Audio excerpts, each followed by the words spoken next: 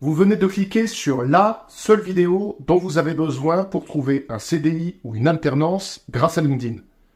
Dans cette vidéo, vous allez apprendre 4 choses. D'abord, comment créer un bon profil. On va tout passer en revue, votre photo, votre description, votre bannière, etc. Ensuite, comment faire remonter votre profil dans les résultats de recherche. Ça veut dire que lorsqu'un recruteur tape le nom de votre métier, est-ce que votre profil arrive en première page, en deuxième page, ou alors en page 15, ou alors est-ce que vous n'êtes pas visible du tout?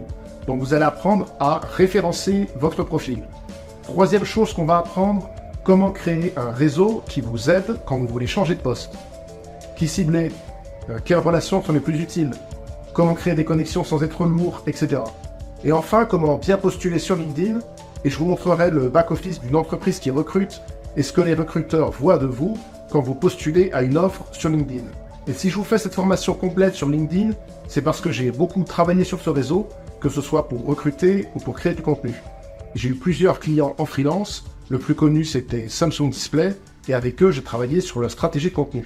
Je suis Mathieu, sur ma chaîne Pourquoi vous, je vous aide à trouver votre prochain poste et à négocier un bon salaire. Mais juste avant de commencer, je vais vous donner les 3 avantages de LinkedIn pour votre recherche d'emploi. Le premier avantage, c'est que LinkedIn vous permet de postuler en masse, puisque en un clic, vous pouvez postuler à des dizaines d'annonces. Deuxième avantage, lorsqu'un recruteur reçoit votre CV, généralement ce qu'il va faire, c'est qu'il va taper votre nom sur Google et il va tomber sur votre profil LinkedIn. Et là, votre profil LinkedIn, c'est l'occasion de faire bonne impression et de marquer le recruteur en lui donnant des informations plus détaillées que celles qu'il y a sur votre CV. Troisième avantage, c'est qu'on peut vous trouver grâce à LinkedIn. Si vous avez des compétences très spécifiques ou des compétences rares, il est tout à fait possible que quelqu'un vous repère sur LinkedIn pour vous proposer directement une opportunité. Pour ça, vous devez apprendre à optimiser votre profil pour qu'on vous trouve. C'est ce que je vais vous montrer dans cette vidéo et c'est quelque chose dont on parle très peu. Et tout ce que je vous dis là, j'en ai fait une fiche récapitulative que je vous donnerai à la fin de la vidéo pour améliorer votre profil LinkedIn. Alors comment créer un bon profil sur LinkedIn? Alors la première chose à comprendre, c'est que votre profil LinkedIn, c'est comme votre vitrine. Et le seul but d'une vitrine, c'est de faire rentrer le passant dans le magasin. Et du coup, le seul but de votre profil LinkedIn, c'est de faire en sorte que les gens qui vous intéressent vous contactent. Alors il y a 3 choses que vous devez faire pour déclencher des contacts sur LinkedIn. La première chose, c'est de situer clairement qui vous êtes, ce que vous faites. La deuxième chose, c'est de montrer clairement comment vous pouvez être utile à la personne que vous ciblez. Et la troisième chose que vous pouvez faire éventuellement, c'est de montrer que vous êtes différent, que vous avez une ressource rare, que ce soit une spécialité, un diplôme prestigieux, une expérience unique, une compétence à part, etc. Donc on va commencer par le titre de votre profil. Alors le titre de votre profil, c'est ce qu'on lit en premier. Donc là-dessus, vous devez faciliter la vie au recruteur. Il faut qu'il puisse tout de suite vous mettre dans une case. Il faut que tout de suite, il voit ce que vous faites, ce que vous pouvez lui apporter. Donc moi j'ai une formule qui marche assez bien pour créer un titre de profil LinkedIn. C'est la formule métier avec votre ancienneté et votre spécialité. Une spécialité, ça peut être un secteur, un outil ou une clientèle cible. Par exemple, ça peut donner développeur Java avec 3 ans d'expérience.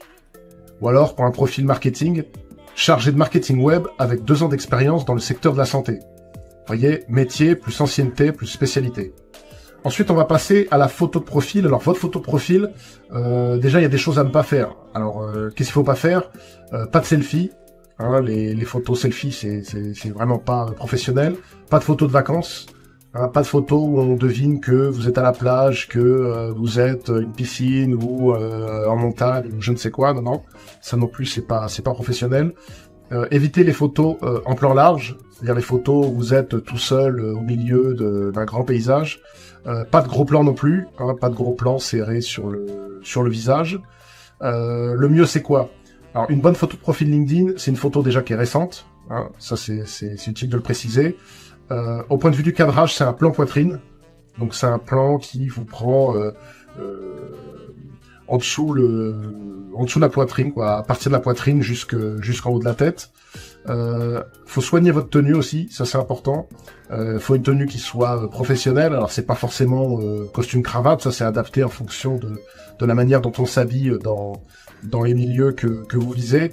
Mais faut un minimum, c'est pas un chemisier, une chemise, une petite veste, Voilà, quelque chose quand même de soigné, de professionnel. Alors si possible, sourire, un léger sourire, c'est vrai que ça donne un petit peu plus envie de travailler avec vous si vous avez un petit sourire plutôt que si vous tirez la gueule, par exemple. Autre chose à savoir, oui, c'est bien de regarder l'objectif. C'est vrai que c'est un peu plus parlant si on a l'impression que vous regardez directement dans les yeux plutôt que si vous avez le regard un peu fuyant qui part d'un côté ou de l'autre. Voilà. Après, pour ce qui est de l'arrière-plan, le mieux c'est qu'il n'y ait pas d'arrière-plan du tout. Hein. C'est-à-dire éviter qu'on devine derrière vous, je sais pas, un paysage ou une pièce de votre maison. Vaut mieux que ça soit un fond qui est uni. Donc voilà, là je vous ai mis des exemples de profils qui présentent bien. Vous voyez, les profils qui présentent bien. Donc, vous voyez, on a une photo, alors, vous voyez, qui est poitrine ou qui est bas du cou. Il y a un sourire. Ça marche bien. Alors eux ils sont un peu start-upers, donc leur tenue professionnelle justement c'est le t-shirt et c'est le pull. Hein, mais bon ça c'est justement je vous dis votre tenue professionnelle elle est adaptée en fonction du milieu que vous visez. Hein. Si vous visiez la banque, ça aurait été quelque chose avec un costume cravate quoi. Voilà donc c'est ça un plan qui est rapproché sans être un gros plan avec un léger sourire. Ensuite, le but de votre photo de profil aussi, c'est quoi? C'est de donner une image agréable de vous, de quelqu'un avec qui on a envie de travailler. Mais c'est aussi, si possible, de faire en sorte que votre photo se démarque quand vous apparaissez dans les résultats de recherche sur LinkedIn. Hein, puisque sur LinkedIn, vous allez apparaître à côté de tas de personnes qui ont le même profil que vous. Donc, ça peut être bien si, quand vous êtes à côté de tout le monde, votre photo ressort. Et généralement, ce qui la fera ressortir, c'est une couleur vive. Donc si vous avez en fond derrière vous une couleur très vive, un rouge, un orange, un jaune, un vert, etc., ça peut vous démarquer. Ce qui vous démarque aussi, donc c'est une couleur vive avec un léger dégradé, c'est-à-dire il y a une couleur, par exemple, qui commence sur le rouge et qui finit sur l'orange, ça c'est assez utile pour vous démarquer. Ou alors deux couleurs qui contrastent, par exemple le rouge et le jaune, ou le vert et le orange. Ça, c'est vrai que des couleurs qui contrastent tout de suite, ça attire l'attention. Vous pouvez faire aussi un effet 3D, c'est-à-dire avec, par exemple, on a l'impression, comme là, vous voyez, on a l'impression que le visage sort un petit peu de la photo. Alors, c'est une impression, hein. Mais, vous voyez, tout ça, ces profils-là, c'est des profils, si on les met à côté de gens lambda qui ont des photos avec des fonds un peu gris, un peu blancs, un peu neutres, ça, c'est des photos qui ressortent tout de suite. Alors pour retirer l'arrière-plan d'une photo, vous allez aller sur un site qui s'appelle RemoveBG. Voilà, RemoveBG, vous téléchargez votre image. Voilà, et ça va retirer automatiquement l'arrière-plan, vous voyez, whoop, ça disparaît. Voilà. Et ensuite, vous pouvez télécharger votre image. Voilà. Ensuite, vous allez aller sur ce site Profile Pic Maker, qui en gros va vous mettre un arrière-plan coloré à votre photo. Vous n'avez pas forcément besoin d'enlever l'arrière-plan au début. Normalement, ça va le faire tout seul. Et après, vous voyez, vous pouvez choisir votre arrière-plan coloré, que ce soit violet, vert, ce que vous voulez. Donc, il y a pas mal de choses, il y a pas mal de choix. Hein, vous voyez, il y a des motifs, il y a un peu tout. Et, par exemple, si on prend celui-là, vous voyez, ensuite, après, on peut repositionner la photo sans fond. Sur l'image de profil, ça fait bien une image de profil qui est ronde, qui a le format rond, hein, donc ça colle parfaitement à LinkedIn, ça c'est bien. Voilà. Ensuite, vous placez votre profil, votre photo sur le fond coloré, comme vous le sentez, pour que ça fasse quelque chose d'harmonieux, plutôt mi-poitrine. Voilà, là on aurait pu zoomer encore un peu, et après vous le téléchargez. Ensuite, on va passer à votre photo de couverture. Alors le but de votre photo de couverture, c'est d'aider à comprendre votre métier en un coup d'œil. Vraiment, en un claquement de doigts comme ça, il faut qu'on se dise « Ah, cette personne, elle travaille là-dedans ». Donc il y a un petit test que vous pouvez faire si vous voulez, pour savoir si vous avez une photo une bannière LinkedIn, une photo de couverture qui est bonne. C'est est-ce que on arrive à deviner votre métier, à deviner ce que vous faites, juste en regardant votre bannière, votre photo de couverture. Et si on n'y arrive pas, c'est que vous pouvez encore l'améliorer. Alors comment comment choisir une bonne photo de couverture? Selon moi, il y a trois types de photos trois types de bannières qui fonctionnent bien. Alors la première, c'est d'utiliser une photo qui illustre votre secteur d'activité. Par exemple, si vous êtes dans l'informatique, si vous êtes développeur, vous pouvez utiliser cette bannière-ci. Vous voyez, là c'est des lignes de code. On devine, en gros, ok, le gars doit être ingénieur informatique ou développeur, quoi. Donc le message, on va dire, le message est compris. Autre bannière ou photo de couverture que vous pouvez mettre, c'est une bannière qui reprend 3 mots-clés de votre profil, de votre métier ou de votre secteur d'activité. Par exemple, pour un profil marketing, ce serait une bannière comme ça. Vous voyez, on voit 3 mots, référencement, réseaux sociaux, Google Ads. Vous voyez, ces 3 idées, en gros, c'est les 3 choses sur lesquelles je peux vous aider. Ou mes trois domaines de compétences, par exemple. Et ça, tout de suite, on comprend, ok, c'est une personne qui travaille là-dedans, c'est une personne qui peut m'aider sur mes besoins en matière de référencement ou de réseaux sociaux. Donc ça, c'est une bannière LinkedIn qui marche bien. Et puis le dernier type de photo de couverture sur LinkedIn qui est efficace selon moi, c'est une promesse. C'est-à-dire vous allez avoir une bannière avec une promesse de service ou une promesse de résultat pour le type d'entreprise que vous visez. Alors par exemple, pour un profil community manager, ça serait j'augmente votre visibilité sur Instagram et sur LinkedIn. On va en voir une pour un profil développeur, ça serait je développe votre application en microservices. Vous voyez, quelque chose en gros de très simple, je peux vous aider à faire ça. Je peux vous aider à travailler là-dessus, je peux vous aider à atteindre tel résultat. Vous voyez, ça, c'est un message qui est extrêmement direct et qui va interpeller les personnes que votre profil pourrait intéresser. Alors, comment faire une vidéo, une bannière ou une photo de couverture concrètement? Vous allez sur Canva. Sur Canva, il y a plein de modèles. Vous tapez bannière LinkedIn ou LinkedIn banner ou quelque chose comme ça. Et vous allez avoir toute une série de modèles que vous pouvez ajuster et télécharger gratuitement. Une chose quand même sur laquelle il faut prendre garde à propos de votre bannière, c'est que souvent on va regarder votre profil sur smartphone. Donc si possible, faites en sorte d'avoir une bannière qui reste visible sur un téléphone. Alors ensuite, on continue dans votre profil. Ah oui, alors dans votre profil, il y a un message vocal. Si vous regardez votre profil LinkedIn, vous verrez que vous pouvez ajouter la prononciation de votre nom ici. Alors, vous voyez, vous pouvez enregistrer un audio. Alors l'audio, vous pouvez l'enregistrer juste sur mobile. Juste sur mobile, mais vous voyez, si on va sur un profil comme ça, dans la prononciation du nom, on a par exemple... Mon nom se prononce Eusin. Voilà. Voilà. Après, ce qui peut être intéressant, c'est que cet audio, vous pouvez le détourner pour l'utiliser de sorte à vous présenter. Par exemple, au lieu de dire « mon nom se prononce un tel », vous pouvez reprendre le titre de votre métier et dire ce que vous pouvez apporter à l'entreprise. Par exemple, au lieu de dire « mon nom se prononce Morel », vous pouvez enregistrer un petit audio qui dirait « bonjour, je suis Léna, chargée de marketing digital avec 3 ans d'expérience. J'aide les entreprises du secteur de l'énergie à valoriser leur marque sur leur site web et sur leurs réseaux sociaux. » Vous voyez, comme ça fait une petite entrée en matière intéressante. C'est une manière supplémentaire de diffuser votre message principal, qui est ce que vous faites, votre savoir-faire, etc. Alors ensuite, on passe à une partie qui est extrêmement importante, c'est la description. Alors la description, ce qui est essentiel, c'est de soigner les 3 premières lignes, parce que sur LinkedIn, sur votre profil LinkedIn, il y a que les 3 premières lignes qui sont visibles. Et pour voir l'entièreté de votre description, faut cliquer sur voir plus. Donc en fait, vous avez 3 lignes pour donner envie à la personne de cliquer sur voir plus.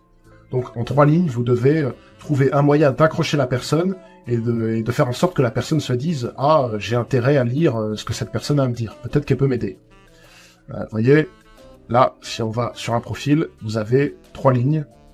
3 lignes. Voilà. Et après, pour voir le reste, il faut cliquer sur « Voir plus » et là, on peut avoir la présentation complète. Alors, comment écrire une description qui donne envie d'être lue et qui soit persuasive pour les recruteurs que vous ciblez. Alors, je vous ai préparé une structure de description en 4 parties. Hein, vous allez voir, si vous la suivez, vous êtes sûr d'avoir une description qui est optimale et qui est très efficace. Alors, la première partie, c'est la qualification. La qualification, c'est quoi? C'est en 2 ou 3 lignes, vous allez faire en sorte que votre cible se reconnaisse tout de suite. Hein, c'est que tout de suite, quelqu'un arrive sur votre profil, sur votre description, elle lit les 2 premières lignes et tout de suite elle est capable de se dire cette personne me parle ou cette personne ne me parle pas. Hein. En gros, c'est ça. C'est tout de suite, vous devez faire en sorte que les gens qui peuvent s'intéresser à votre profil, tout de suite, soient conscients que vous vous adressez à eux. Donc, par exemple, c'est quoi? Par exemple, vous pouvez écrire vous cherchez un développeur back-end pour intégrer votre équipe, vous voyez, sous forme de question. Et là, c'est très simple. C'est-à-dire, si je cherche un développeur back-end, je me dis, ah, cette personne a quelque chose d'intéressant à me dire. Sinon, si je cherche pas ce profil-là, ben, je passe à autre chose et c'est réglé. Pareil, pour un profil marketing, vous pouvez écrire quelque chose du genre, vous cherchez une spécialiste du marketing de contenu dans le secteur de la santé. Vous voyez, c'est une, comment dire, c'est une introduction qui sert à qualifier la personne. Est-ce que vous avez intérêt, est-ce que vous êtes concerné par ce que j'ai à dire? Et alors, vous allez, toutes les personnes qui sont pas concernées vont partir. Par contre, les personnes qui sont concernées par ce besoin, là, vont se dire, ah, ça m'intéresse, c'est quelque chose qui est pour moi. Donc voilà, le but de ces 2 lignes-là, c'est de tout de suite accrocher les gens pertinents, accrocher les gens qui vous intéressent. Parce que c'est ça, hein, c'est le but, c'est de faire le tri entre les personnes qui sont pas intéressantes pour votre recherche d'emploi et le type de personne que vous ciblez et qui va s'identifier, qui va s'arrêter sur votre profil, sur votre description et qui va vouloir continuer à lire, donc qui va cliquer sur voir plus. Et si on clique sur voir plus, on a le reste de votre description et là on passe à la deuxième partie de votre description. Dans cette deuxième partie, vous allez dire qui vous êtes. Qui vous êtes, c'est-à-dire votre métier, avec le nombre d'années d'expérience que vous avez. Et là, vous allez, si possible, apporter de la preuve sociale. La preuve sociale, c'est, vous savez, c'est des éléments qui crédibilisent votre compétence ou votre savoir-faire. Ça peut être quoi? Ça peut être un diplôme ou une expérience. Et en gros, vous allez choisir le diplôme ou l'expérience qui vous met le plus en valeur. Concrètement, ça peut donner quelque chose comme je suis développeur back-end avec 2 ans d'expérience. J'ai notamment travaillé pour Orange et Renault. Vous voyez, là, tout de suite, vous situez qui vous êtes, ce que vous savez faire, et une preuve comme quoi, une preuve d'endroit où vous avez exercé, vous avez pu développer vos compétences. Si vous n'avez pas encore d'expérience, ça peut être votre diplôme, par exemple. Si vous avez un diplôme qui est connu, ça peut être intéressant de le dire. Par exemple, ça serait pour un profil marketing. Diplômé de Sciences Po, je suis chargé de marketing web avec 3 ans d'expérience.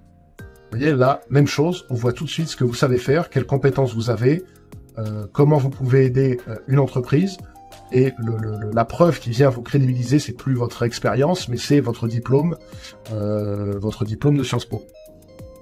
Ensuite, 3e partie de votre description. La 3e partie de votre description, c'est quoi? Ce sont les missions sur lesquelles vous pouvez aider l'entreprise avec les bénéfices que vous pouvez apporter à l'entreprise. Hein, en gros, qu'est-ce que vous allez faire? Vous allez écrire « Je peux vous aider à 2 points », vous allez à la ligne et vous faites une liste à puces de toutes les missions sur lesquelles vous pouvez aider les entreprises. Par exemple, pour un développeur, ça serait « Je peux vous aider à 2 points », concevoir et créer votre site web ou votre application, développer ou mettre à jour de nouvelles fonctionnalités, rédiger les spécifications techniques et former les utilisateurs. Vous voyez, là, c'est très simple. Encore une fois, vraiment, on simplifie au maximum le message pour le recruteur. Je peux vous aider à faire ça. 1, 2, 3. Voilà les 3 missions, les trois tâches sur lesquelles je peux vous aider. Et enfin, dernière partie, la 4e partie, c'est une partie très courte, c'est ce qu'on appelle l'appel à l'action. L'appel à l'action, c'est quoi? C'est vous allez indiquer clairement à la personne l'action que vous voulez qu'elle réalise. Hein. Vous allez lui dire clairement ce que vous voulez, et là, rappelez-vous, ce que vous voulez, c'est quoi? C'est qu'elle vous contacte. C'est qu'elle vous contacte, qu'elle vous écrive. Donc là, vous pouvez écrire un appel à l'action du type « discutons-en »,« parlons-en »,« rencontrons-nous », etc. Et là, vous allez mettre un message très clair « contactez-moi par email ou par téléphone avec votre email et votre numéro de téléphone. Ne mettez pas de formule alambiquée, du genre n'hésitez pas à me laisser vos coordonnées pour fixer un rendez-vous ultérieur, blablabla. Non, soyez très direct. Contactez-moi par email à machin@gmail.com ou contactez-moi par téléphone au 06 62 88, etc.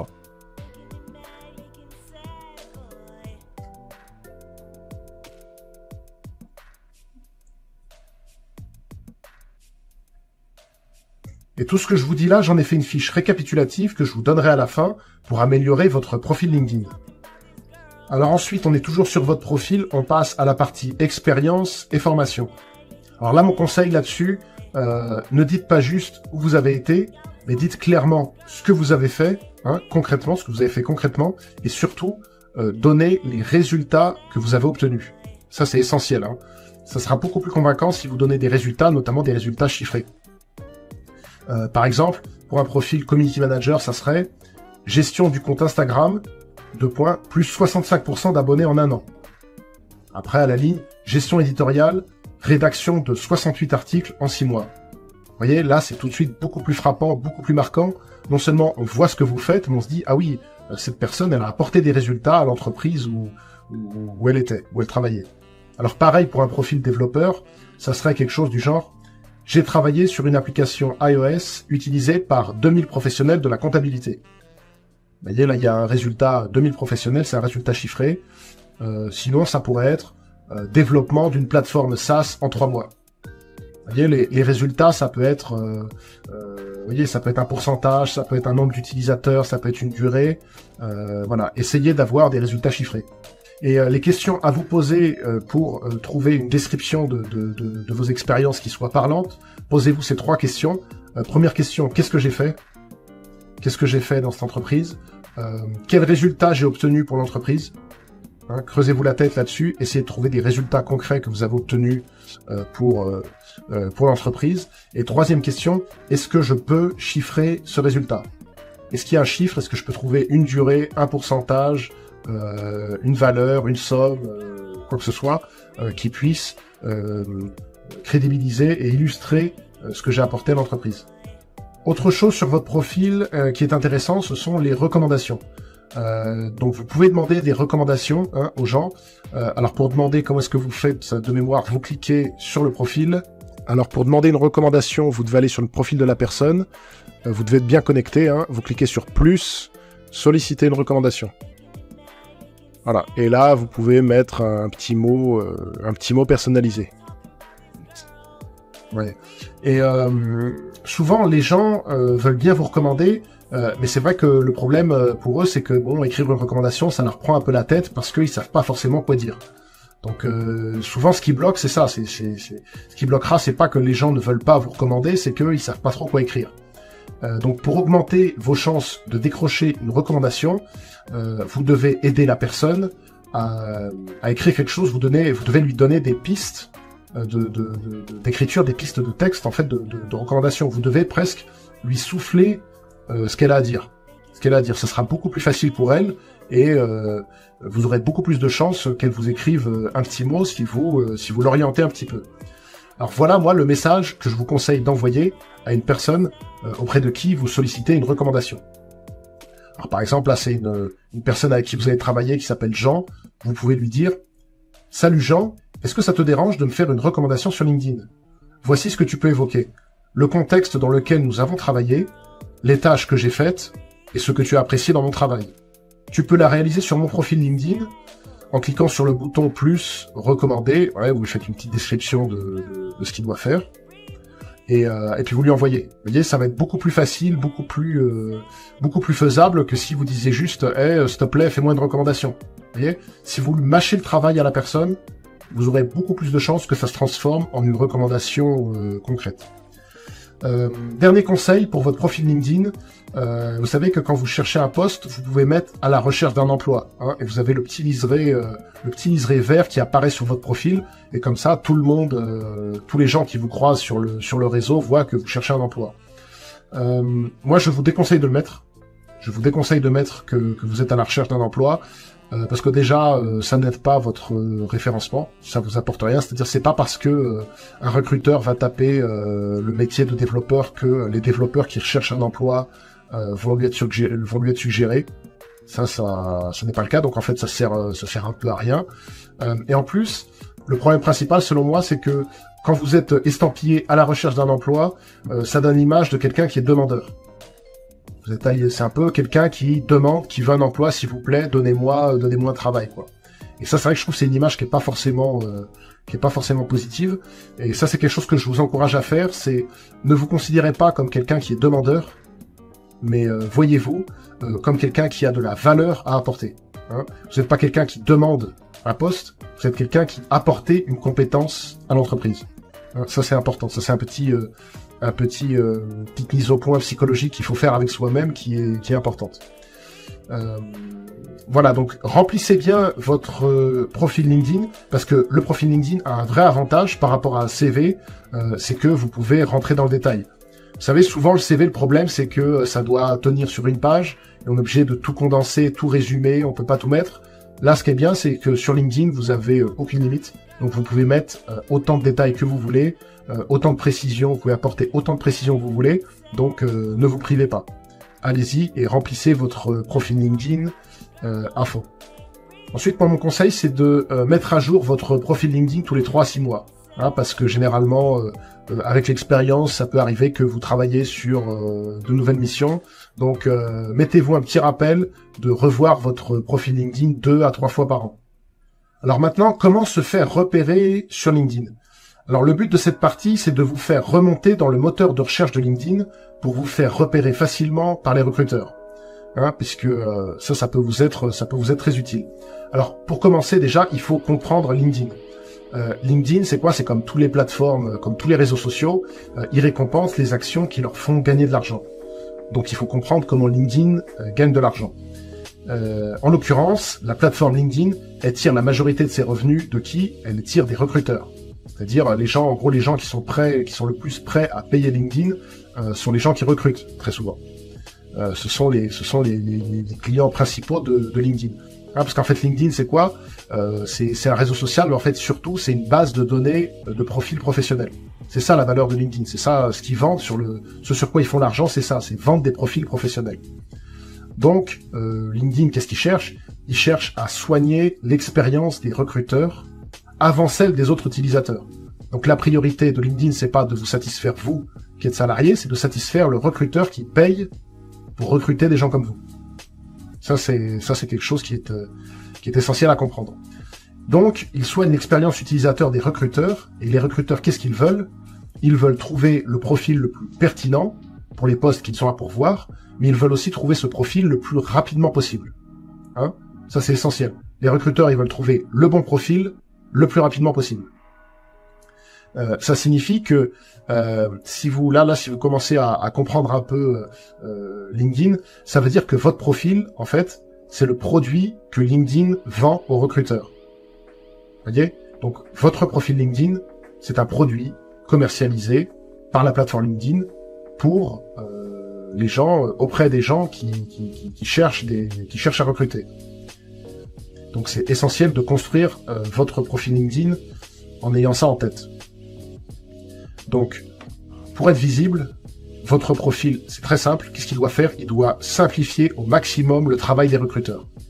Hein, c'est ce qu'on a vu un peu dans la première partie, c'est vous devez faciliter le travail au recruteur le plus possible. Vous devez lui montrer très rapidement qui vous êtes, ce que vous pouvez lui apporter, vos expériences, vos compétences, etc. Donc, ça c'est un peu ce qu'on a vu, c'est que votre profil doit être très clairement catégorisable. Hein, on doit vous mettre dans une case extrêmement rapidement. On doit savoir qui vous êtes extrêmement rapidement. C'est comme ça que votre profil LinkedIn va remonter dans les résultats de recherche. Et donc, comment faire ça concrètement? Il y a plusieurs choses. D'abord, remplissez votre profil à 100%. Hein, toutes vos expériences, tous vos diplômes, vos certifications, vos compétences, etc. Parce que entre un profil où il y a 2-3 infos, mais pas grand-chose, et un profil qui est bien complet, d'après vous, lequel LinkedIn va recommander aux recruteurs? évidemment, il va recommander le profil qui fait gagner du temps au recruteur, c'est-à-dire le profil qui est déjà bien au carré, bien clair, il y a toutes les compétences, il y a toutes les durées de poste. Voilà, c'est ces profils-là qu'on va recommander en priorité. Donc remplissez tout votre profil LinkedIn, bien sûr en ayant en tête la personne précise à laquelle vous vous adressez. Hein. Évitez de faire un profil qui est générique, faites un profil qui cible les recruteurs dans le domaine, je sais pas, de l'IT, de l'informatique, ou dans le domaine de la santé, ou dans le domaine de l'administration, du secteur public. Essayez d'avoir vraiment un type de recruteur en tête quand vous complétez votre profil LinkedIn. Tout votre profil doit être conçu pour intéresser le type de personne et le type d'entreprise que vous ciblez. Vous voyez, il faut être vraiment très spécifique, ça c'est important. Alors, trouver les meilleurs profils pour les recruteurs, ça veut aussi souvent dire trouver les profils qui sont les plus expérimentés. Hein. Souvent, ce que les recruteurs cherchent, c'est 5, 10, 15 ans d'expérience. Ça, c'est les profils qui sont les plus courus. Donc, là, pareil, c'est très important de renseigner toutes vos expériences avec les dates précises. Hein, ça, c'est important. Mettez bien les dates précises.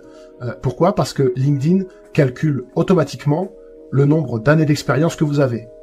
Hein, vous voyez, quand vous mettez mai 2020 à avril 2024, il calcule exactement le nombre d'années, de mois que vous avez. Et quand les recruteurs ont une recherche en disant « moi, je cherche quelqu'un avec 5 ans d'expérience, ou avec 3 ans, ou avec 7 ans », LinkedIn va calculer votre durée, votre nombre d'années d'expérience pour proposer votre profil à la personne qui cherche quelqu'un avec tant d'années d'expérience. Donc ça, c'est important, mettez bien les dates précises. Alors autre chose, évidemment, adoptez la langue qui est parlée par la majorité des recruteurs dans votre cible. Hein. N'hésitez pas, par exemple, à créer une version de votre profil en anglais. Hein, si vous travaillez un peu, si vous avez un profil qui est un peu orienté international, créez un profil en anglais. Pour ça, vous pouvez aller, alors on va cliquer, vous allez sur votre profil. Voilà, vous cliquez sur l'icône modifier. Et là, à côté, vous voyez, vous avez langue du profil. À droite, là. À droite, langue du profil.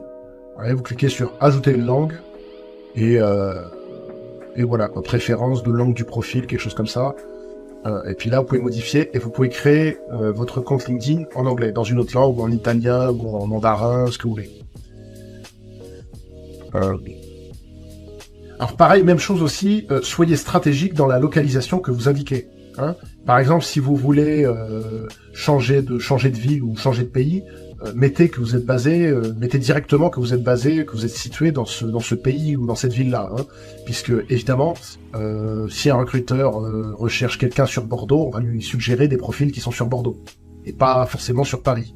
Donc, faites bien attention à la ville ou à l'endroit dans laquelle vous situez. Par exemple, si vous voulez rester plus vague, vous pouvez mettre région Paris, par exemple. Vous pouvez mettre un département ou une région.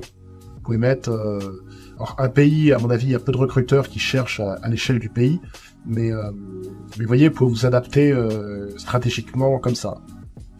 Alors maintenant, comment améliorer votre référencement LinkedIn grâce aux mots-clés ? Le but, c'est que si je tape, par exemple, si vous êtes développeur, et si je tape développeur full stack, ou alors si je tape social media manager, le but, c'est que je tombe rapidement sur votre profil. Donc pour ça, il va falloir jouer sur les mots-clés. Alors, qu'est-ce que je vous conseille de faire ? Moi, je vous conseille de copier-coller tout le descriptif de poste. Par exemple, vous allez prendre 3 fiches de poste d'emploi qui vous intéressent. Vous allez les copier-coller dans un outil de nuage de mots. Vous voyez, nuage de mots, ça vous servir à quoi ? Ça vous servir à voir quels sont les mots les plus utilisés dans les fiches de poste qui traitent de votre métier. Et vous verrez que vous avez des compétences techniques, par exemple, ça sera, je sais pas, ça sera Java, ou ça sera Instagram, ou ça sera référencement, ou alors ça sera des qualités, ça sera flexibilité, adaptabilité, autonomie, etc. Et en fait, si vous faites ça avec 2 ou 3 fiches de poste, vous allez voir ce que les recruteurs cherchent le plus en termes de mots-clés. Et le but, ça va être en gros de dispatcher tous ces mots-clés le plus possible sur votre profil. Les mettre dans votre description, dans votre type de profil, dans vos expériences, dans vos formations, dans vos compétences, etc. Vous voyez, si vous avez repéré que JavaScript, par exemple, ou je sais pas, référencement, c'est un mot-clé que les recruteurs cherchent beaucoup, mettez-le un peu partout. mettez-le dans votre titre, description, compétences, etc. Alors, vous voyez, là, quand vous êtes dans votre profil, vous faites modifier, et là, vous avez nom supplémentaire. Vous pouvez taper, par exemple, développeur. Et ici, vous avez saisir un pronom personnel. Donc, ça va apparaître en parenthèse sur votre profil. Vous pouvez aussi, pourquoi pas, ajouter un mot-clé, par exemple, JavaScript. Voilà. Et vous allez voir comment ça va apparaître sur votre profil. Vous voyez, bon là, ça apparaît entre parenthèses, bon, pourquoi pas. Alors une autre astuce qui est intéressante aussi, et ça, je vois peu de monde qui le fait, c'est que vous pouvez personnaliser votre URL LinkedIn. Vous savez, votre URL, c'est l'adresse de votre page, en fait, de votre profil. Généralement, ça sera votre nom, mais vous pouvez le modifier. Pour modifier l'URL de votre profil, toujours sur votre profil, là, vous avez profil public et URL, à droite, là. Vous cliquez dessus. Voilà, et là, en haut à droite, modifiez votre URL personnalisée. Voilà. Vous cliquez dessus. Et là, vous voyez, vous avez linkedin.com in-Guillaume Hadard, et là, vous avez blablabla derrière. Ça, faut le virer, ça sert à rien. Et vous pouvez mettre votre métier. Par exemple, Guillaume Hadard, développeur.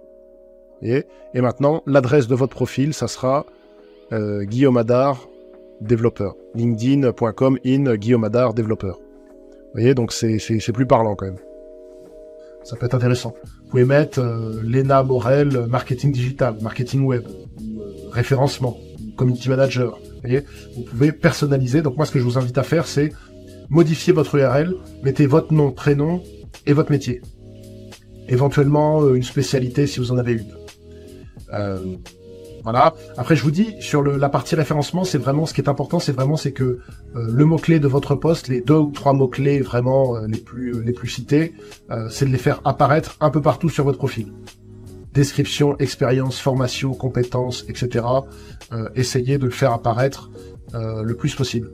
Alors, une dernière astuce qui est intéressante, en plus celle-là, je crois qu'elle n'est pas très connue. Moi, je vous invite à suivre les pages entreprises, les pages LinkedIn des entreprises avec lesquelles vous aimeriez travailler. Hein, puisque, en fait, ça, il y a peu de gens qui le savent, mais c'est un moyen de remonter dans les résultats de recherche de tous les salariés des entreprises que vous ciblez. Hein. Donc, concrètement, par exemple, vous voulez travailler à Decathlon, je sais pas, vous voulez travailler à Decathlon, si la RH de Decathlon tape le nom de votre métier sur LinkedIn, si elle tape développeur web ou développeur ou community manager, si elle tape ça sur LinkedIn parce qu'elle recherche un développeur ou un community manager, elle a plus de chances de vous trouver et elle vous trouvera plus rapidement et plus facilement si vous suivez la page de Decathlon. Vous voyez ? Parce qu'en fait, LinkedIn va proposer des profils, va comprendre en fait que vous êtes intéressé par Decathlon. Elle va se dire, tiens, j'ai plus intérêt à montrer ce développeur-là qui est intéressé par Decathlon qu'un développeur qui s'en fout de Decathlon. En fait. Donc, n'hésitez pas à suivre les pages entreprises des entreprises que vous ciblez, avec lesquelles vous aimeriez travailler. Ça peut jouer, ça peut vous aider. Maintenant, on va voir comment créer un réseau utile sur LinkedIn. Mais avant ça, si vous voulez télécharger la liste complète des 14 choses auxquelles vous devez penser pour créer un bon profil LinkedIn, j'ai fait une fiche qui récapitule tout ce qu'on a vu.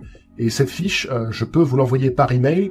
Je mettrai un lien en description pour que vous aurez juste à cliquer dessus et je vous enverrai cette fiche par email qui reprendra tout ce que vous avez besoin de savoir pour créer un bon profil LinkedIn. Alors maintenant, comment créer un réseau utile ? Comment créer un réseau utile sur LinkedIn ?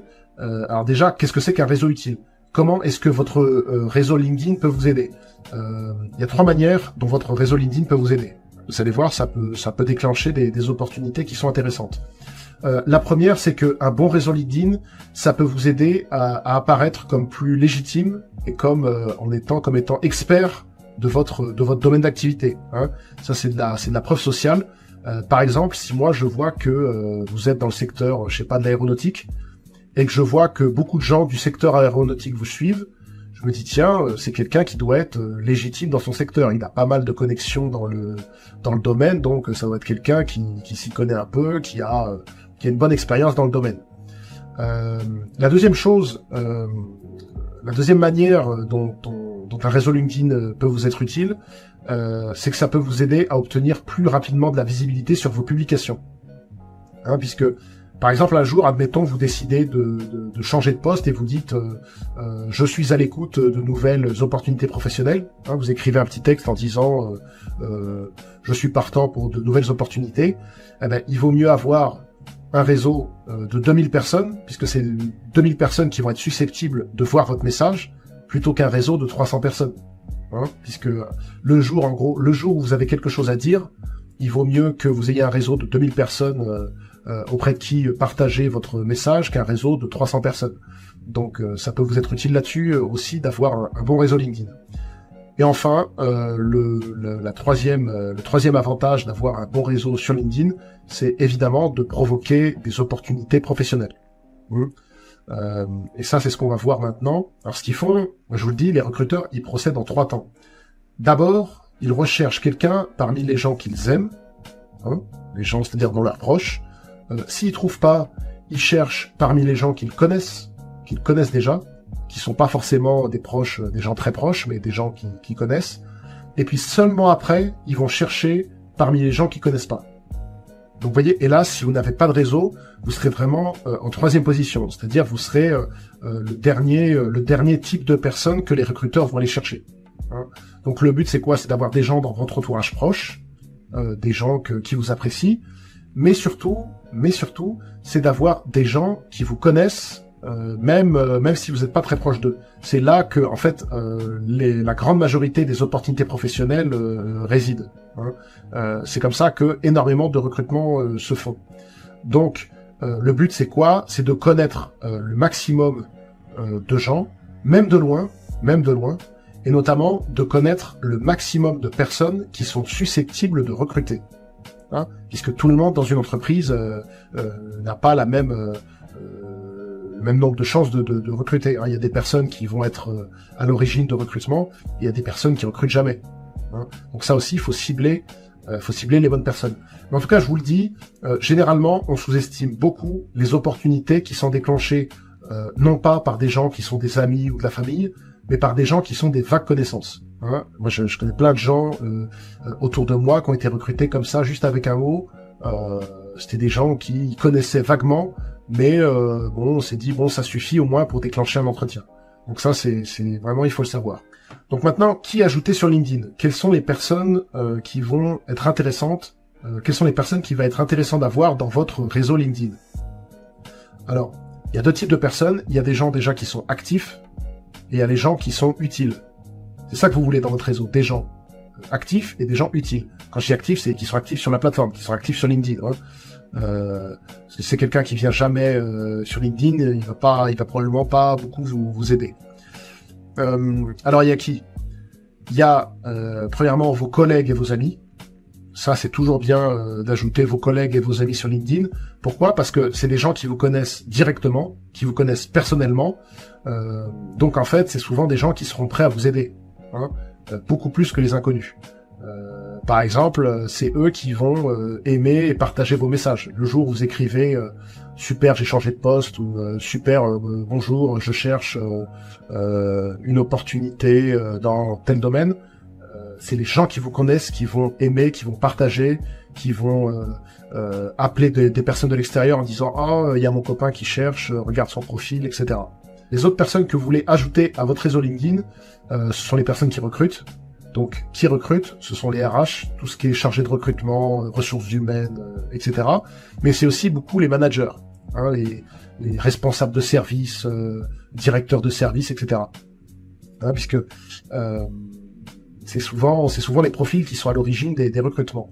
Donc, mon conseil, c'est quoi? C'est d'ajouter un maximum de personnes qui sont RH, qui sont managers, dans les entreprises qui vous intéressent et dans les secteurs d'activité qui vous intéressent. Ensuite, un autre type de personnes que vous pouvez chercher à ajouter à votre réseau, ce sont les experts et les leaders d'opinion. Ça, c'est intéressant parce que, pareil, pour une question de preuve sociale, si vous êtes connecté avec des personnes qui sont un peu des références dans votre métier ou dans votre milieu, vous voyez, ça augmente un peu votre autorité perçue. Je sais pas, si vous êtes Si vous êtes je sais pas moi, dans le domaine de l'énergie et qu'on voit que dans vos relations il y a le patron de Total, on va se dire ah oui quand même c'est quelqu'un, ça doit être quelqu'un d'assez important et puis ça doit être quelqu'un de compétent dans son domaine, ça doit être quelqu'un qui a vraiment une expertise, etc. Et ça peut jouer aussi. Alors comment trouver des profils sur LinkedIn? C'est simple, vous faites une recherche. Par exemple, vous faites une recherche sur LVMH. Bon, vous voyez, vous avez la page LVMH, vous avez quelques personnes qui travaillent là-bas. Voyez, ensuite on va cliquer sur personnes, et là vous allez voir toutes les personnes qui travaillent, et ça fait du monde, toutes les personnes qui travaillent à LVMH. Ça en fait pas mal. Ouais, il y en a pas mal, vous voyez, il y a plus de 100 pages, donc il y a vraiment beaucoup de monde. Donc vous allez les trier. Voilà, donc d'abord vous avez les relations que vous avez en commun, ou alors les relations de relations, hein, ça c'est les 3 niveaux de LinkedIn. Ensuite il y a les lieux, est-ce que vous cherchez quelqu'un à Paris, en Ile-de-France, aux États-Unis, etc. Entreprise actuelle, ça peut être les différentes branches d'LVMH, et on va voir tous les autres filtres, donc relations, ça c'est relations, si on a une relation d'une personne en particulier, s'ils suivent un créateur, ça peut être intéressant. Si vous suivez un créateur en commun, donc les lieux, entreprise actuelle, entreprise précédente, par exemple, si quelqu'un était à L'Oréal ou autre. Oui, alors école, école, c'est très intéressant, parce que, admettons que vous vouliez postuler chez LVMH, si vous arrivez à trouver une personne qui était dans votre école, hein, vous êtes allé à la même école, ça peut être une très bonne porte d'entrée pour poser des questions sur l'entreprise LVMH, hein, via le réseau des anciens par exemple, ou juste en l'ajoutant sur LinkedIn en disant « Ah salut, on était à telle école, on s'ajoute ». Ça peut être une bonne manière d'avoir des informations sur l'entreprise. Après, vous avez le secteur d'activité. Bon, ça, généralement, oui, ça recoupe un peu le métier qui est le vôtre. La langue du profil, si vous êtes à l'étranger, que vous cherchez quelqu'un qui parle français, ça peut être intéressant. Bon, à l'écoute. Catégorie de service, ça c'est pareil, ça dépendra beaucoup de votre métier. Puis après, les mots-clés. Bon. Donc, ajoutez le maximum de personnes qui sont dans votre cible. Hein. Essayez d'ajouter des personnes tous les jours ou au moins toutes les semaines. Essayez vraiment de faire grandir votre réseau. Ensuite, une fois que vous commencez à avoir un réseau, il va falloir un peu l'activer et l'entretenir. Alors, comment est-ce qu'on fait? C'est que d'abord, vous allez identifier des profils clés, c'est-à-dire des profils vraiment qui vous intéressent le plus, hein, c'est-à-dire soit des gens qui sont des influenceurs dans votre domaine d'activité, soit des gens qui sont utiles, c'est-à-dire des gens qui recrutent. Et ce que vous allez faire, c'est que, vous voyez, sur un profil LinkedIn, vous pouvez mettre la cloche là. Si vous activez la cloche, ça vous envoie une notification quand cette personne publie quelque chose. Donc comme ça, vous voyez, vous allez avoir, je sais pas, moi, une dizaine, une vingtaine, une trentaine de personnes comme ça, que vous jugez particulièrement intéressant pour votre recherche d'emploi. Vous mettez la cloche, vous mettez les notifications, et dès qu'ils sortent quelque chose, le but, ça va être d'aller commenter leur publication. Vous voyez, vous allez aller écrire quelque chose sur le message qu'ils ont posté. Pourquoi? Parce que ça va vous permettre déjà de vous faire connaître de cette personne, mais aussi de rester présent dans son esprit. Vous voyez, l'important, c'est que la personne qui vous intéresse voit votre nom défiler régulièrement dans ses notifications. Vous voyez, en fait, elle sait que vous existez et vous lui rappelez que vous existez. Vous lui rappelez que vous êtes là. Vous lui rappelez que, ah, tiens, il y a cette personne qui a cette compétence, je sais qu'elle est là. Et le jour où j'ai besoin de cette compétence, je vais dire, tiens, il n'y avait pas cette personne que j'ai dans mon réseau LinkedIn, tiens, je vais peut-être aller lui demander si elle n'est pas ouverte à une nouvelle opportunité ou quoi. Vous voyez? Ça, c'est ça, c'est que faire en sorte que la personne vous voit passer, voit votre nom passer, et votre profil LinkedIn passer le plus de fois possible. Hein, mais sur le temps long. Hein. C'est pas, faut pas faire ça 2 jours et puis arrêter. Il faut essayer de faire ça régulièrement, toutes les semaines, tous les mois. Essayer de se montrer. Alors, comment est-ce que vous pouvez commenter de manière intéressante les posts LinkedIn, c'est-à-dire les messages LinkedIn d'une personne qui vous intéresse? Alors, il y a plusieurs manières de faire. Une chose que vous pouvez faire, vous pouvez remercier la personne d'avoir partagé ce qu'elle a partagé, en disant merci d'avoir partagé ce contenu, c'est très intéressant, c'est très utile. Vous pouvez féliciter la personne. pouvez lui dire bravo. Si une personne dit ah super, j'ai réussi à faire ça, vous pouvez dire bravo pour votre réussite, bravo pour ce résultat, etc. Donc remercier et féliciter, ça marche bien. Vous pouvez aussi lui poser une question. Voilà, vous pouvez lui poser une question, elle a publié quelque chose et vous lui demandez une précision, vous lui demandez comment est-ce qu'elle a fait pour réussir à atteindre ce résultat, etc. Poser une question, ça pour déclencher un dialogue, ça c'est très, ça aide vraiment à déclencher une discussion. Ce que vous pouvez faire aussi, là vous posez pas une question, mais vous apportez une information supplémentaire. Vous voyez, vous avez, je sais pas.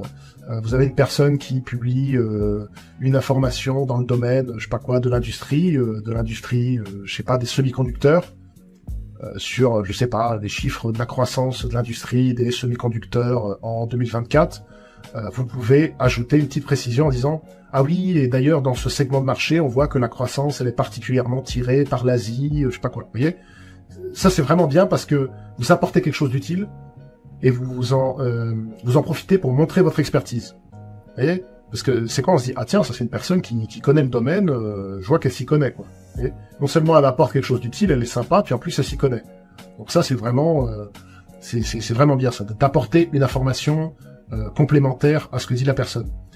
Vous pouvez aussi répondre, pas forcément à la personne, vous pouvez répondre à un commentaire sous la publication de la personne, hein, puisque la personne va publier un truc, les gens vont commencer à commenter, il va y avoir peut-être du débat ou un échange d'opinions, etc. Vous pouvez aller apporter votre commentaire, votre réponse à un des commentaires. Hein, ça peut être pas mal. Autre chose aussi qui marche bien, qui est très simple à faire, vous mentionnez une personne de votre réseau qui pourrait être intéressée par ce que la personne a dit. Vous voyez, c'est rien, par exemple. Vous avez une personne qui vous intéresse, qui a publié un truc sur l'industrie des semi-conducteurs. Vous allez mentionner ah Michel, regarde ce que monsieur ou ce que madame a écrit. Vous voyez, ça c'est bien. Pareil parce que la personne qui a écrit le post, la personne qui vous intéresse, elle va se dire tiens, cette personne elle est sympa, elle amène des gens sur ma publication. Elle trouve que ma publication est intéressante au point d'aller chercher des gens dans son réseau pour lui dire tiens, regarde ce que dit cette personne est intéressante. En plus, vous montrez quoi? Vous montrez que vous avez un réseau qui est pertinent et qui est dans le même secteur d'activité, quoi. Et parce que si vous mentionnez quelqu'un, ça montre un minimum que vous avez un entourage de personnes qui est intéressé par cette thématique. Donc ça, c'est vraiment intéressant. Et enfin, dernière manière de commenter une publication LinkedIn. Dernière manière de commenter la publication LinkedIn d'une personne qui vous intéresse, c'est tout simplement de donner votre avis sur ce que dit la personne, de manière sincère, de manière bienveillante évidemment. Ouais, donnez votre avis, dites ce que vous en pensez, essayez de déclencher un peu une discussion. LinkedIn, ça sert à ça, donc n'hésitez pas à faire ça. Ce qui marche le mieux, moi d'expérience, j'ai vu ce qui marche le mieux, c'est vraiment de partager un retour d'expérience. C'est-à-dire, parce que sur LinkedIn, les gens parlent boulot, et si vous arrivez avec une réponse qui montre que vous avez déjà été confronté au problème de la personne, qui montre, par exemple, qui pose une question, bonjour, je connais ce problème, qu'est-ce que vous avez essayé pour résoudre ce problème? Ou alors, comment faites-vous aujourd'hui pour résoudre ce problème? Moi, dans mon entreprise, on avait essayé de faire ça. Est-ce que vous avez essayé de faire ça? Est-ce que vous avez essayé autre chose? Quel a été le résultat? Vous voyez, vous créez vraiment une discussion entre professionnels. Ça, c'est la meilleure chose pour se faire remarquer positivement sur LinkedIn. Vous créez une discussion sur un sujet précis sur votre métier.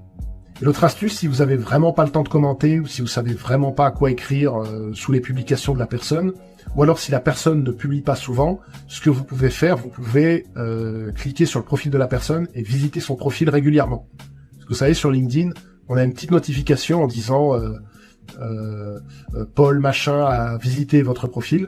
Vous voyez, si vous faites ça, je sais pas, toutes les 2 semaines, toutes les 2, 3 semaines, 4 semaines, une fois par mois, ça veut dire que 1 ou 2 fois par mois, la personne dira « Monsieur ou Madame Untel a visité mon profil ». Et elle verra repasser votre nom.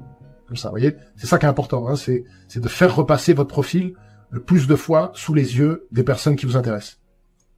Alors maintenant, comment postuler efficacement sur LinkedIn? Alors déjà, moi ce que je vous conseille, alors, quand vous êtes sur LinkedIn, vous allez dans offre d'emploi en haut. Voilà, là vous cliquez sur préférences de candidature.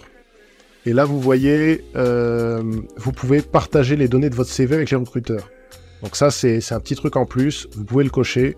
Donc comme ça, toutes les compétences en gros qui sont sur votre CV vont être partagées aux recruteurs. Donc pourquoi pas, c'est quelque chose en plus. Alors admettons que vous cherchez un poste de développeur web, vous avez plusieurs offres, vous pouvez classer par date de publication. Donc la semaine dernière, ça c'est les offres qui ont été publiées récemment. Après, niveau d'expérience, si vous êtes confirmé, premier emploi, stage, dirigeant, etc. Par entreprise, s'il y a des entreprises peut-être que vous les ciblez plus particulièrement, qui vous font rêver, pourquoi pas. Bon, ça c'était travail. Et tous les filtres, en gros, donc la date, entreprise, type de contrat. Est-ce que vous cherchez un CDI ou plutôt une alternance ou autre? Ça, faut le noter. Candidature simplifiée, c'est pour postuler en un clic. Pourquoi pas, il y a des offres sur lesquelles vous pouvez postuler en un clic. Le lieu, évidemment, c'est important. La ville ou la région dans laquelle vous cherchez. Le secteur, si vous voulez être développeur web dans un secteur d'activité plutôt qu'un autre. Est-ce que service public ou est-ce que dans l'aérospatial, la défense? Donc ça peut être intéressant pour cibler vos candidatures. La fonction, généralement, ça dépendra de votre métier. Le titre de l'offre d'emploi, c'est bien. Est-ce que vous êtes plutôt, est-ce que c'est plutôt full stack ou JavaScript ou front-end, back-end? Ça peut être intéressant. Moins de 10 candidatures, ça c'est si vous voulez vous retrouver avec moins de concurrence, ça peut être bien. Par contre, des fois c'est mauvais signe. Les boîtes qui ont reçu peu de candidatures, c'est peut-être aussi que l'offre est pas très intéressante, quoi. Alors ce que vous pouvez faire aussi, voilà, c'est définir une alerte. Là, vous cliquez sur définir une alerte. Ça va vous créer une alerte emploi dès qu'une offre développeur web sera publique. Et ensuite, vous voyez, vous pouvez gérer vos alertes. Vous pouvez définir une fréquence quotidienne ou hebdomadaire. Donc ça dépend évidemment de l'urgence de votre recherche. Si vous avez le temps, pourquoi pas faire hebdomadaire. Si par contre c'est urgent, faites plutôt une fréquence quotidienne. Et vous pouvez être prévenu par notification ou par email. Alors un autre conseil aussi, ajoutez le nom de votre poste au hashtag que vous suivez.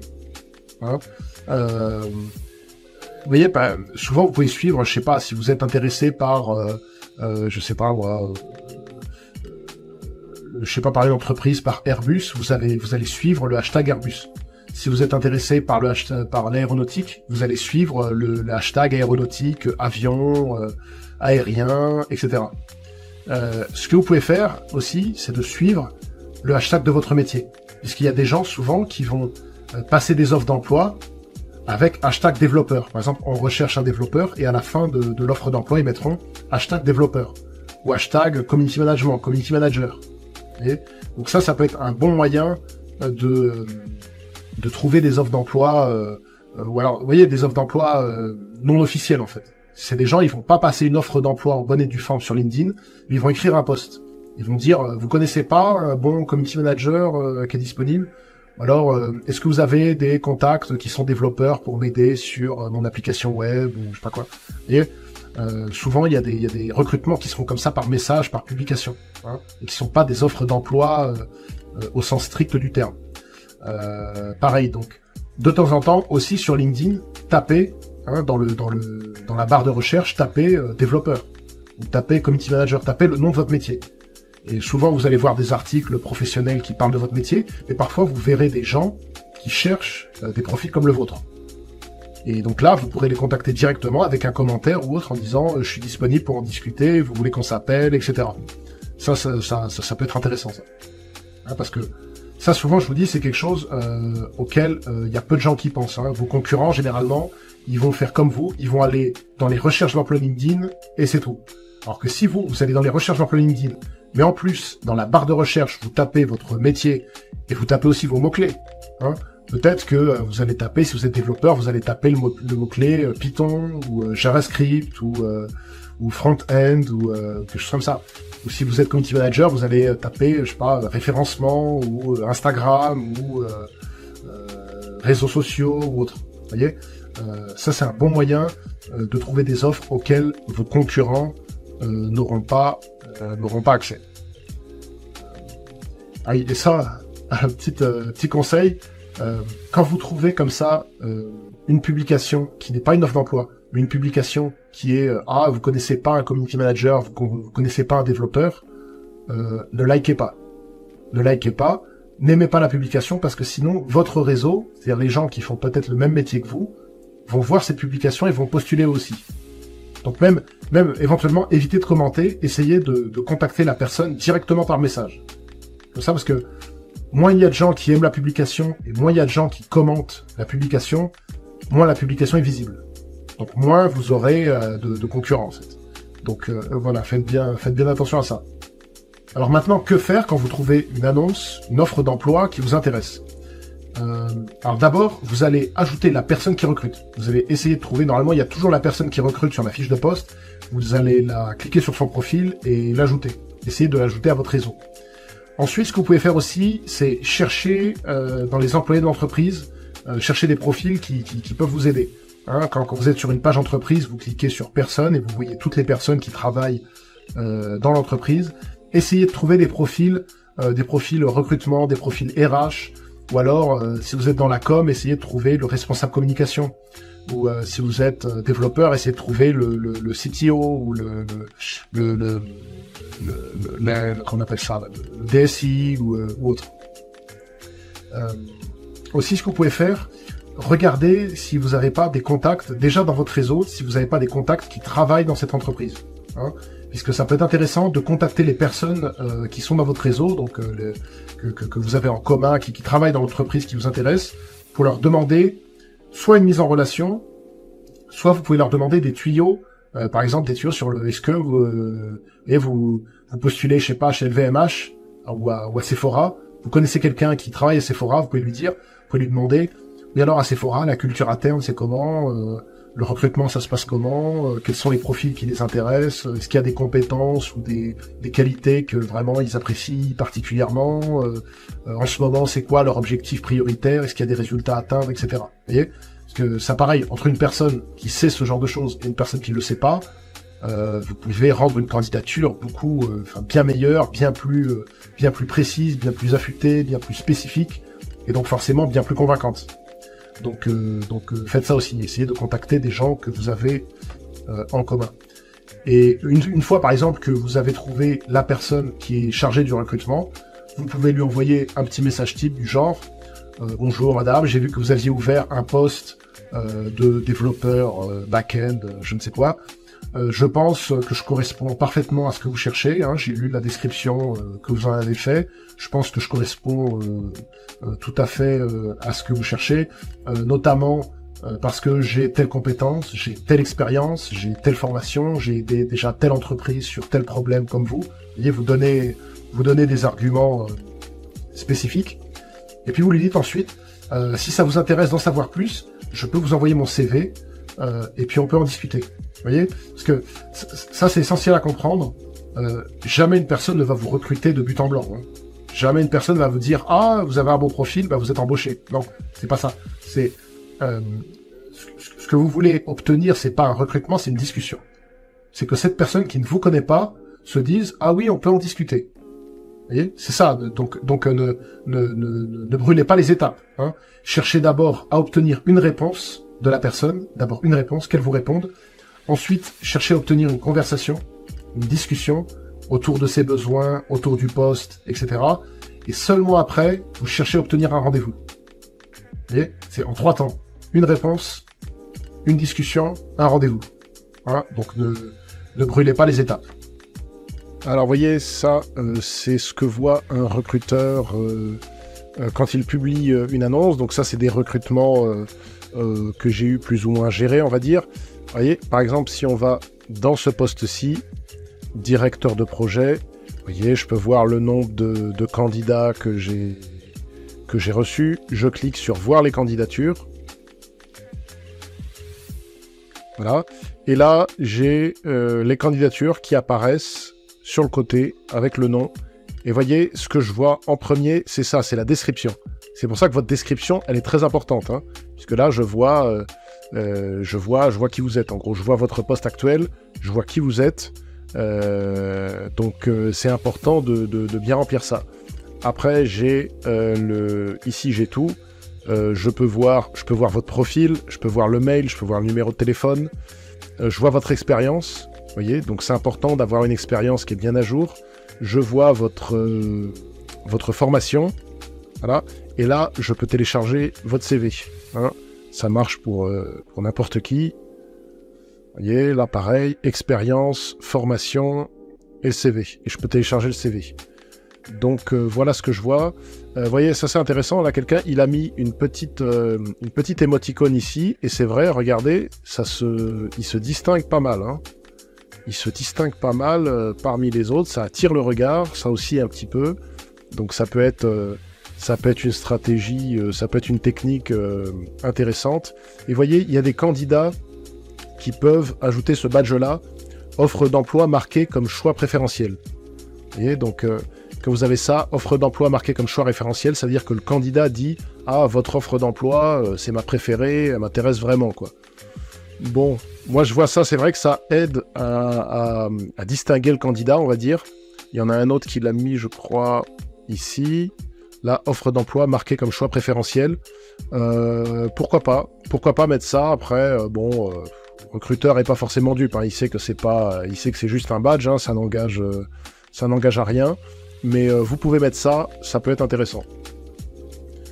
Voilà ce qu'on voit. Donc on voit, en gros, la leçon qui est à retenir, c'est quoi?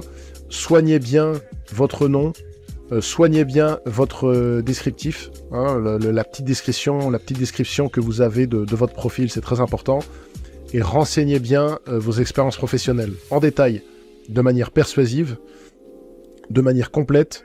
Pareil pour la formation. Et puis après, voilà, il y a votre CV, ayez votre CV à jour, qu'on puisse télécharger, évidemment, en PDF. 3 règles d'or à retenir pour trouver un poste sur LinkedIn. La première, c'est que votre profil doit cibler un besoin de recrutement qui est très spécifique. Hein. Plus vous serez spécifique, plus vous serez convaincant pour les personnes qui recrutent. Ensuite, deuxième chose que vous devez avoir en tête, c'est que vous n'êtes pas quelqu'un qui demande un emploi, mais vous êtes quelqu'un qui apporte une compétence pour résoudre des problèmes. Hein. Ça c'est très important. Hein.